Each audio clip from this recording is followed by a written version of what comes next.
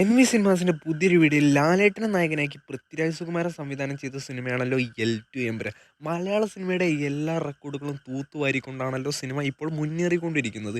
സിനിമയുടെ 17-ാം ദിവസമായ ഇന്നത്തെ കേരള പ്രീസെയിൽ കളക്ഷനായിട്ട് ഏകദേശം 27 ലക്ഷം രൂപയാണ് നേടിയിരിക്കുന്നത്. അപ്പോൾ ഇന്നും സിനിമയ്ക്ക് 50 ലക്ഷത്തിന് മുകളിൽ കളക്ഷൻ ഉണ്ടാകുമെന്ന് ഇപ്പോൾ ഇത് ഉറപ്പാക്കപ്പെട്ടിരിക്കുകയാണ്. കേരള ടോട്ടൽ കളക്ഷനായിട്ട് സിനിമ 83,75,00,000 രൂപയാണ് നേടിയിരിക്കുന്നത്. അതേപോലെ തന്നെ വേൾഡ് വൈഡ് കളക്ഷനായിട്ട് സിനിമ 260 കോടിക്ക് മുകളിൽ നേടിയിട്ടുണ്ടാകുമെന്ന് ഇപ്പോൾ ഇതാ ഉറപ്പാക്കപ്പെട്ടിരിക്കുകയാണ്. അടുത്തതായി ഈ മാസം 25-ാം തീയതി ലാലേട്ടൻ്റെ പുതിയൊരു സിനിമ റിലീസ് ചെയ്യുകയാണല്ലോ. തുടരും എന്നാണല്ലോ സിനിമയുടെ പേര്.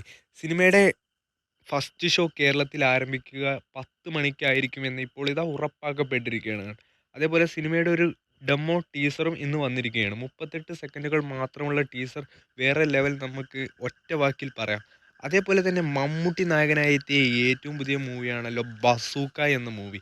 സിനിമയുടെ 3-ാം ദിവസത്തെ ഇന്നത്തെ കളക്ഷനായിട്ട് 2 കോടിക്കടുത്താണ് സിനിമ കളക്ഷൻ നേടിയിരിക്കുന്നത്. ഈ വീഡിയോ കാണുന്ന എല്ലാ കൂട്ടുകാരും ഈ ചാനലൊന്ന് സബ്സ്ക്രൈബ് ചെയ്യേണ്ടതാണ്. ഇന്ന് നെസ്ലിൻ നായകനായി എത്തിയ സിനിമയ്ക്ക് 3,50,00,000-ത്തിനടുത്ത് കേരള കളക്ഷൻ ഉണ്ടാകുമെന്ന് ഇപ്പോൾ ഉറപ്പാക്കപ്പെട്ടിരിക്കുകയാണ്. മമ്മൂട്ടി എന്ന മെഗാസ്റ്റാറിൻ്റെ സിനിമയെ തൂക്കിയടിച്ചിരിക്കുകയാണ് ആലപ്പുഴ ജിംഖാന എന്ന മൂവി.